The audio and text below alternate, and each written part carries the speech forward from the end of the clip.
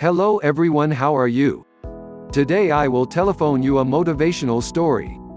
This story about Steve Jobs. I thinks this story help you for motivating yourself. Let's start this video. If you are a first viewer in my channel, please subscribe my channel and click this bell icon for the next video. Start the biography. Steve Jobs Biography 1955 to 2011. Steve Jobs co-founded Apple Computers with Steve Wozniak. Under Jobs' guidance, the company pioneered a series of revolutionary technologies, including the iPhone and iPad. Who was Steve Jobs? Stephen Paul Jobs was an American inventor, designer and entrepreneur who was the co-founder, chief executive and chairman of Apple Computer. Apple's revolutionary products, which include the iPod, iPhone and iPad, are now seen as dictating the evolution of modern technology. Born in 1955 to two University of Wisconsin graduate students who gave him up for adoption, Jobs was smart but directionless, dropping out of college and experimenting with different pursuits before co-founding Apple with Steve Wozniak in 1976.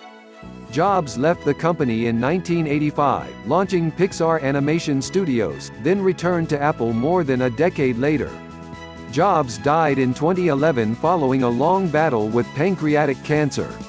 Steve Jobs' parents and adoption. Jobs was born to Joanne Schiebel, later Joanne Simpson, and Abdulfatah John Jandali, two University of Wisconsin graduate students. The couple gave up their unnamed son for adoption. Jobs' father, Jandali, was a Syrian political science professor. His mother, Schiebel, worked as a speech therapist. Shortly after Jobs was placed for adoption, his biological parents married and had another child, Mona Simpson. It was not until Jobs was 27 that he was able to uncover information on his biological parents. As an infant, Jobs was adopted by Clara and Paul Jobs and named Stephen Paul Jobs. Clara worked as an accountant and Paul was a Coast Guard veteran and machinist. Early life. Jobs was born on February 24, 1955, in San Francisco, California. He lived with his adoptive family in Mountain View, California, within the area that would later become known as Silicon Valley. As a boy, Jobs and his father worked on electronics in the family garage. Paul showed his son how to take apart and reconstruct electronics, a hobby that instilled confidence, tenacity and mechanical prowess in young Jobs. Steve Jobs' education and college. While Jobs was always an intelligent and innovative thinker, his youth was riddled with frustrations over formal schooling. Jobs was a prankster in elementary school due to boredom, and his fourth-grade teacher needed to bribe him to study. Jobs tested so well, however, that administrators wanted to skip him ahead to high school, a proposal that his parents declined. After high school, Jobs enrolled at Reed College in Portland, Oregon. Lacking direction, he dropped out of college after 6 months and spent the next 18 months dropping in on creative classes at the school. Jobs later recounted how one course in calligraphy developed his love of typography. In 1974, Jobs took a position as a video game designer with Atari. Several months later he left the company to find spiritual enlightenment in India, traveling further and experimenting with psychedelic drugs. Steve Wozniak and Steve Jobs. Back when Jobs was enrolled at Homestead High School, he was introduced to his future partner and co-founder of Apple Computer, Wozniak, who was attending the University of California, Berkeley.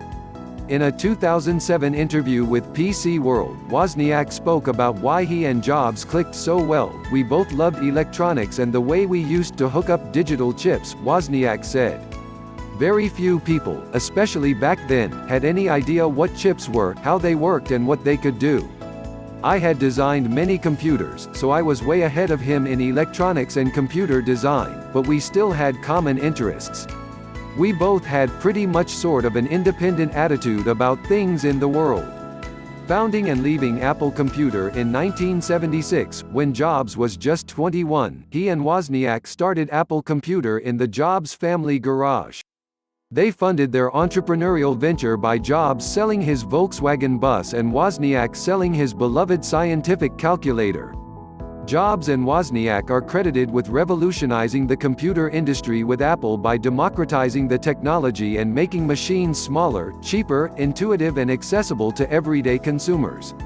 Wozniak conceived of a series of user-friendly personal computers, and, with Jobs in charge of marketing, Apple initially marketed the computers for $666.66 each.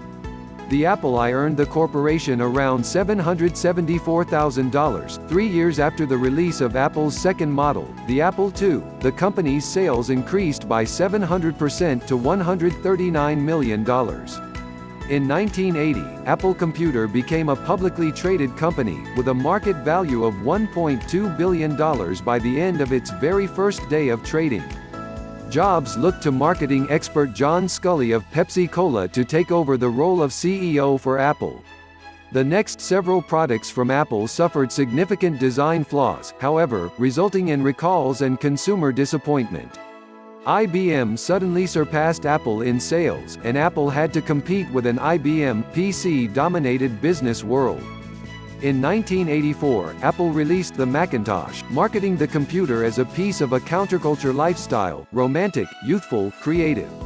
But despite positive sales and performance superior to IBM's PCs, the Macintosh was still not IBM compatible. Sculley believed Jobs was hurting Apple, and the company's executives began to phase him out.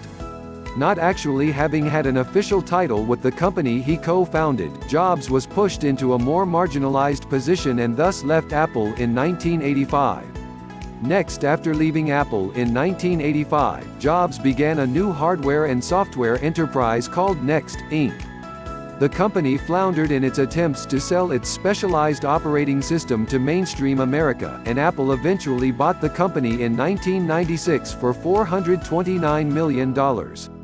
Reinventing Apple in 1997, Jobs returned to his post as Apple's CEO. Just as Jobs instigated Apple's success in the 1970s, he is credited with revitalizing the company in the 1990s. With a new management team, altered stock options and a self-imposed annual salary of $1 a year, Jobs put Apple back on track. Jobs' ingenious products, like the iMac, effective branding campaigns and stylish designs caught the attention of consumers once again. In the ensuing years, Apple introduced such revolutionary products as the MacBook Air, iPod and iPhone, all of which dictated the evolution of technology. Almost immediately after Apple released a new product, competitors scrambled to produce comparable technologies. Apple's quarterly reports improved significantly in 2007. Stocks were worth $199.99 a share, a record-breaking number at that time, and the company boasted a staggering $1.58 billion profit, an $18 billion surplus in the bank and zero debt. In 2008, Apple became the second biggest music retailer in America, second only to Walmart, fueled by iTunes and iPod sales.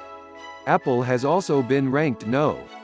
1 on Fortune magazine's list of America's most admired companies, as well as No. 1 among Fortune 500 companies for returns to shareholders. Steve Jobs and Pixar. In 1986, Jobs purchased an animation company from George Lucas, which later became Pixar Animation Studios. Believing in Pixar's potential, Jobs initially invested $50 million of his own money in the company. The studio went on to produce wildly popular movies such as Toy Story, Finding Nemo and The Incredibles. Pixar's films have collectively netted $4 billion. The studio merged with Walt Disney in 2006, making Jobs Disney's largest shareholder. In 2011, Forbes estimated the majority of Jobs' net worth at around $6.5 billion to $7 billion from his sale of Pixar to the Walt Disney Company in 2006. However, if Jobs had not sold his Apple shares in 1985, when he left the company he founded and helmed for over a decade, his net worth would have been a staggering $36 billion. Steve Jobs' wife and children Jobs and Lorene Powell married on March 18, 1991. The pair met in the early 1990s at Stanford Business School, where Powell was an MBA student. They lived together in Palo Alto, California, with their 3 children, Reed, Aaron, and Eve. Jobs also fathered a daughter, Lisa, with girlfriend Chris Ann Brennan in 1978, when he was 23. He denied paternity of his daughter in court documents, claiming he was sterile. Lisa Brennan Jobs later wrote of her childhood and relationship with Jobs in her book Small Fry, published in 2018. In 1980, Lisa wrote, DNA tests revealed that she and Jobs were a match, and he was required to begin making paternity payments to her financially struggling mother. Jobs did not initiate a relationship with his daughter until she was 7 years old. When she was a teenager, Lisa came to live with her father. Steve Jobs' battle with cancer in 2003, Jobs discovered that he had a neuroendocrine tumor, a rare but operable form of pancreatic cancer. Instead of immediately opting for surgery, Jobs chose to alter his pesco-vegetarian diet while weighing Eastern treatment options. For 9 months, Jobs postponed surgery, making Apple's board of directors nervous. Executives feared that shareholders would pull their stock if word got out that their CEO was ill. But in the end, Jobs' confidentiality took precedence over shareholder disclosure. In 2004, Jobs had successful surgery to remove the pancreatic tumor. True to form, in subsequent years Jobs disclosed little about his health. Early in 2009, reports circulated about Jobs' weight loss, some predicting his health issues had returned, which included a liver transplant. Jobs responded to these concerns by stating he was dealing with a hormone imbalance. Days later, he went on a 6-month leave of absence. In an email message to employees, Jobs said his health-related issues are more complex than he thought, then named Tim Cook, Apple's chief operating officer, as responsible for Apple's day-to-day operations. After nearly a year out of the spotlight, Jobs delivered a keynote address at an invite-only Apple event on September 9, 2009. He continued to serve as master of ceremonies, which included the unveiling of the iPad, throughout much of 2010. In January 2011, Jobs announced he was going on medical leave. In August, he resigned as CEO of Apple, handing the reins to Cook. Steve Jobs' death and last words. Jobs died in Palo Alto on October 5, 2011, after battling pancreatic cancer for nearly a decade. He was 56 years old. In a eulogy for Jobs, sister Mona Simpson wrote that just before dying, Jobs looked for a long time at his sister, Patty, then his wife and children, then past them, and said his last words, "Oh wow. Oh wow. Oh wow." Thanks for watching this video. If you like this video, please like, comment and share this video. And don't forget to subscribe my channel for the next motivational video. Thank you.